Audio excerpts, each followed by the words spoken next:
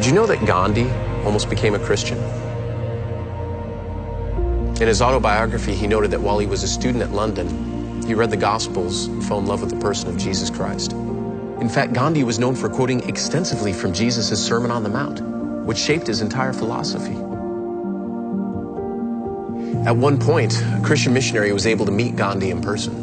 And the missionary asked him, "Mr. Gandhi, though you quote the words of Christ often, why does it appear that you so adamantly reject becoming his follower?" Gandhi said, "Oh, I don't reject your Christ. I love your Christ. It is just that so many of you Christians are so unlike your Christ."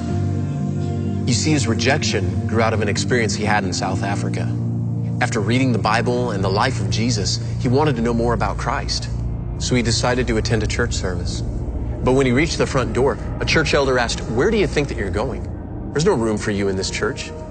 Get out of here, or I'll have my assistants throw you down the steps."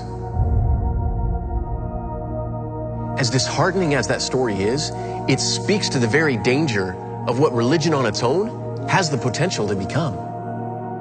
Religion can be beautiful, or it can be a monster. It can feed the poor, or it can feed one's sense of self-righteousness.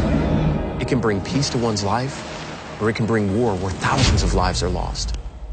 But where does the difference lie?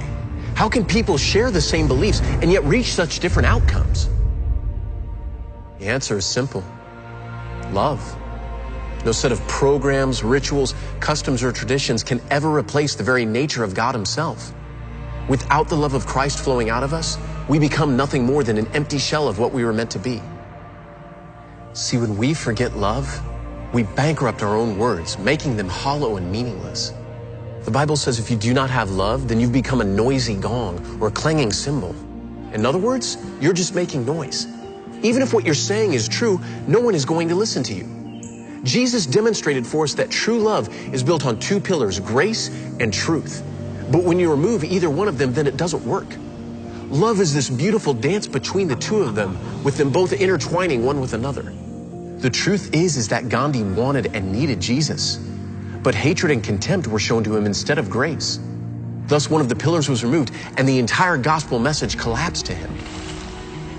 Understand this, truth alone makes a person legalistic and self-righteous, where it becomes all about do's and don'ts, or thinking that you're more holy than others because of the way that you live. Conversely, grace alone becomes deception and moral compromise, where anything goes. You can make your own truth, and anyone who disagrees with you is being judgmental or hateful. But neither is sustainable. One without the other erodes the very nature of love. 1 Corinthians 13 says that love never fails, and that's because it's the model. It's the very blueprint that Jesus demonstrated. Remember the story about the woman caught in the act of adultery in the Bible? It says the religious leaders threw her on the ground before Jesus and were about to kill her because she'd broken the law. But Jesus turns them away and gets down on the ground with the woman. He looks at her and says, "I don't condemn you either, but go and sin no more." And this is the perfect demonstration of grace and truth. It's love personified. It's humanity looking into the face of God, finding a Father.